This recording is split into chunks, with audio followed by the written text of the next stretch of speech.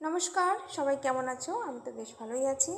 তো ভীষণ গরম পড়ে গেছে আর আজকে আমাদের সোমবার নিরামিষ।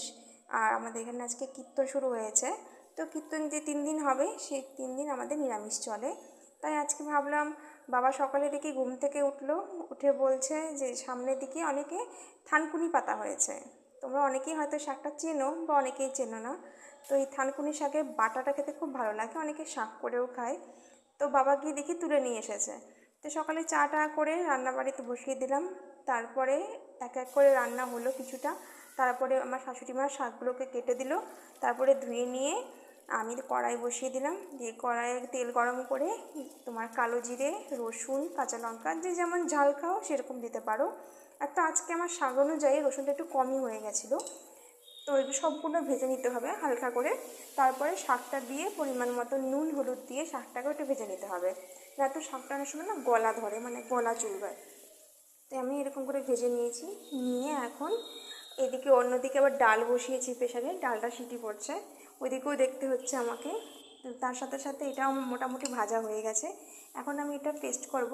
তো শিলপাটাতে পেস্ট করতে অনেকটা সময় লাগে আর গোটা শিলপাটাটা নোংরা হয়ে যায়। তো ভাবলাম আমি মিক্সিতেই পেস্ট করি এসব, যতই তোমার পাকা পটল বাটা হোক, তোমার যে কোনো বাটার ক্ষেত্রে পানকচু বাটা হোক, সেগুলো আমি সবটাই মিক্সিতেই পেস্ট করে নিই। তো গরম গরম আমি দিয়ে দিলাম মিক্সিতে। এখন এখন আমি ব্লেন্ড করব। তো এখন আমি মিক্সারে দিয়ে এটাকে আমি 2-3 মিনিট ঘুরিয়ে নিব, বেশ পেস্ট হয়ে যাবে।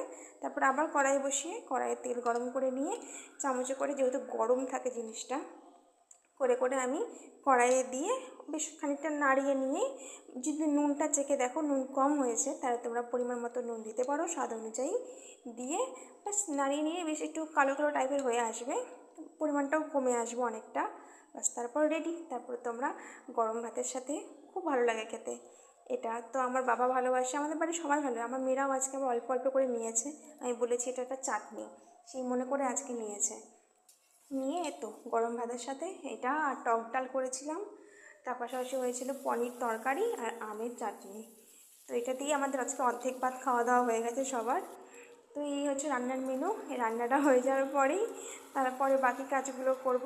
তো ভীষণ গরম পড়েছে, তোমরা সবাই ভালো থেকো আর পারলে সবাই ঠান্ডা ঘরে থাকো, গ্লুকন্ডি খাও, নিজের খেয়াল রাখো। তো আমার রান্নাগুলো তোমাদের কেমন লাগে সেটা কমেন্টে অবশ্যই জানিও। আর কে কোথা থেকে আমার ভিডিও দেখো সেটাও কমেন্টে লেখো। তো টাটা আজকের মতন, সবাই ভালো থেকো, দেখা হবে আবার নেক্সট ভিডিওতে। Bye bye.